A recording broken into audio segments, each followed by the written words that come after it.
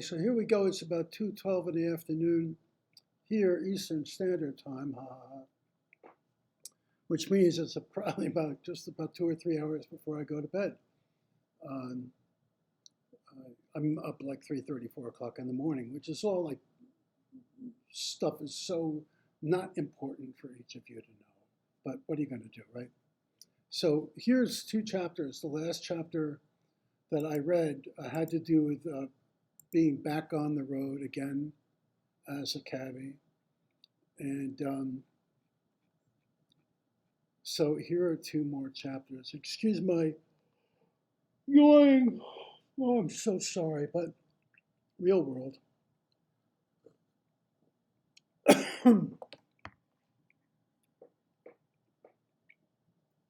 So I'll have to read this because I'm not off book yet. Anyway, excuse me. This chapter is called The World is Ours. In the early mornings when I'm a little boy, I go downstairs and crawl into bed next to my father. I nestle close to him and sleep. His smell is of the earth, strong, filling, comforting, safe. Sometimes at night, I sit next to him on his bed and watch him brush and polish his wingtip shoes. I marvel at how he chooses tasks that match his energy level, brushing and polishing his shoes and organizing things on and in his bureau when he is tired, reading, playing chess with me, working on college papers, or moseying about in the yard when he is rested. My father loves to water the lawn. We like to stand together and talk while he does. We have to talk a little louder than usual so we can hear each other over the sound of the water. He guides the long feather of water back and forth across the lawn in a slow, easy rhythm. Sometimes he hands me the hose, and I guide the long feather of water back and forth across the lawn, too. I try to move it slow and easy, just like my dad. Whenever my motion gets a little shaky, he doesn't seem to notice. We just keep talking and passing the long feather of water back and forth between us. The world is ours. One day, a man from the fire department comes to my school, Lincoln Avenue Elementary School, and tells us we must always be prepared for a fire, how the most important thing is to make sure everyone is safe. People before property, he tells us. He tells us how the firemen make sure to have their firefighting clothes on the ready at all times, so if there is a fire, they can dress quickly and get to the fire as fast as possible to save homes and families and children just like us. I want to be just like the firemen in case there is a fire. When I get home, I put my work boots right next to my bed. I tuck a clean sock in each boot. I put pants and shirt on top of them neatly folded. If there is a fire, I'm ready. Just days later, there is. To my initial and short-lived delight and my father's dismay, our side lawn has caught fire. My father was outside burning brush in a big wire basket when a gust of wind hit. Burning embers flew from the basket and set fire to the lawn. I'm in my pants, socks, shirt, boots, and out the door in no time. Half our lawn is on fire now. My father is spraying water onto the fire, the feather moving back and forth a bit faster than usual. He looks heartbroken. And when I see the sadness in his face, my excitement vanishes and my heart breaks. I love him so much, I can't bear to see him sad. The fire department arrives and the fire is out in short order. I never tell my father I'd been secretly hoping for a fire. He was proud of our lawn. And nothing in the world wounds me more deeply than seeing my father sad or upset. The next chapter. It is again. I am in my cab pulled over at Bowery and Canal to drop off my fare. A man who looked to be in his 30s. But it is again. Again, a gun is pointed at my head, and again someone is saying he will kill me if I so much as move, but I already know he is going to shoot me because I already know when somebody puts a gun to your head, they shoot. Nothing means you won't be shot. I can't stop shaking. He pushes the barrel of the gun against my head. You better calm the fuck down or I'll blow your fucking head right through the fucking windshield. I say, I can't, please, I've been shot already. Please don't kill me. I have a child, a daughter, please. I am insane with fear and confusion. I picked him up on Fifth Avenue in the 40s, and he said he wanted to go to Brooklyn. I explained I have a regular fare downtown, and I have to pick up, so I agreed to drop him on the southwest corner of Delancey and Bowery by a big store that sells lights. He paid the fare, and when I went to give him his change, he told me to keep it. He said, "You're a nice guy, so I hate to do this to you." And then he displays and points a large handgun at my head.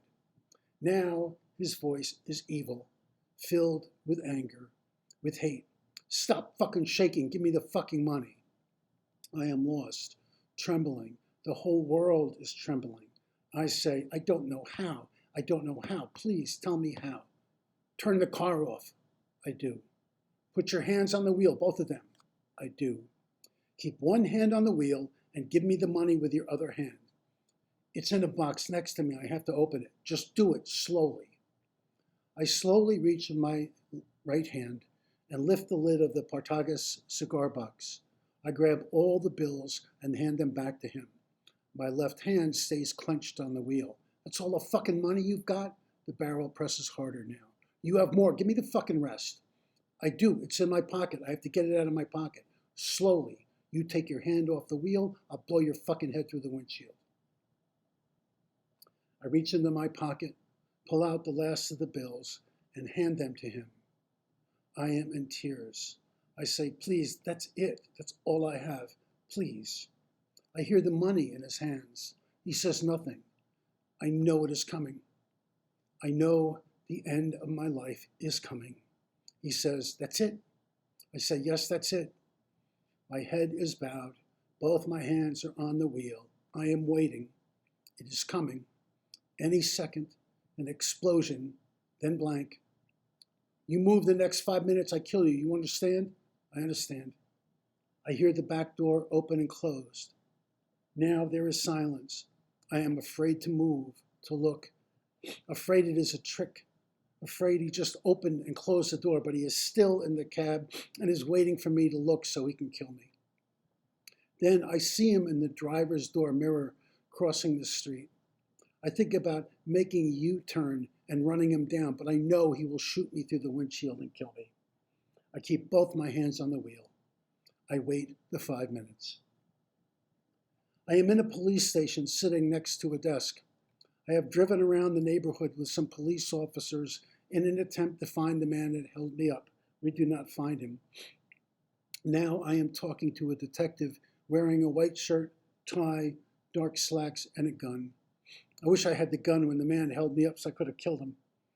I could barely hear what the detective is saying. I tell him what I remember, my name, my phone number, my address. I ask if I can call my friend in my garage. I call the garage and tell the dispatcher I've been held up again, but I was not shot this time. I call Dane next. Dane is a close to my heart friend, my former apartment mate. He lives in the same building I do at 286 East 2nd Street. I live on the 2nd floor. Dane lives on the 3rd floor.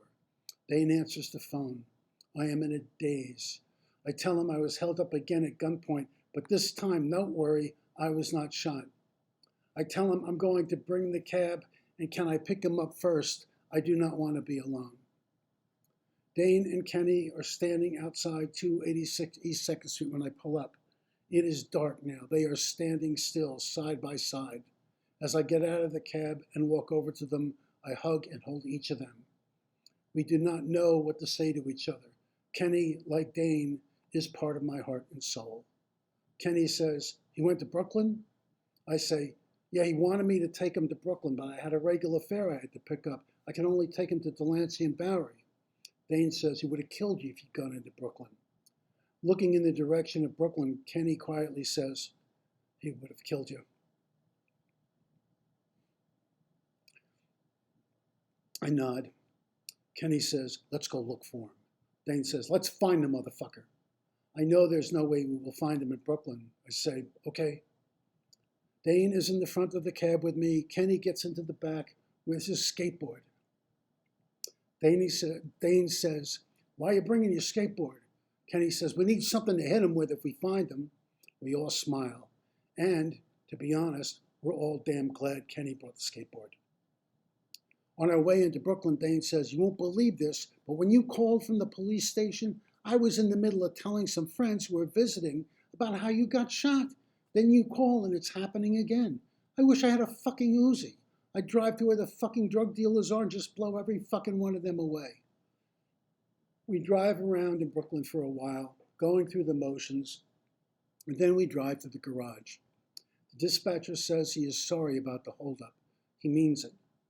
Ron drives us home. Ron is one of those jewels you find in life if you are lucky and if you are paying attention. He is older than the three of us.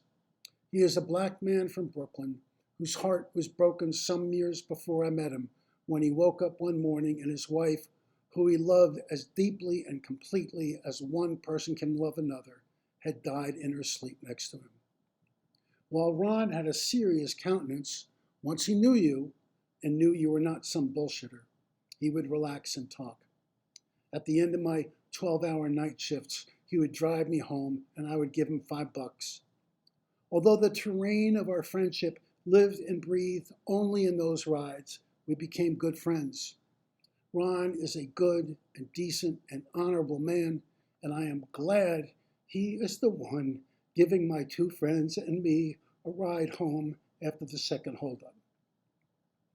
We pull up in front of our building. Dane and Kenny get out first and stand next to the cab. Ron says, you take care of yourself, Peter. I say, I will, Ron, you too. You're a good man, Peter. You are too, Ron. I love you very much. You've been a good friend to me. Ron reaches out, clasps my shoulder in his large hand, and lets go. It only feels like it's over, Pete. Just stay easy. Take care. Thanks, Ron. As I begin to open the door, Ron says, you've been a good friend to me too, Peter. I look back. I love you very much, bro. Right back at you. Dane and Kenny walk me to my apartment door. We say goodnight. I hug them both. I go into my apartment and lock the door behind me. I do not intend to leave my apartment ever again. That's the end of that chapter. Thank you for listening.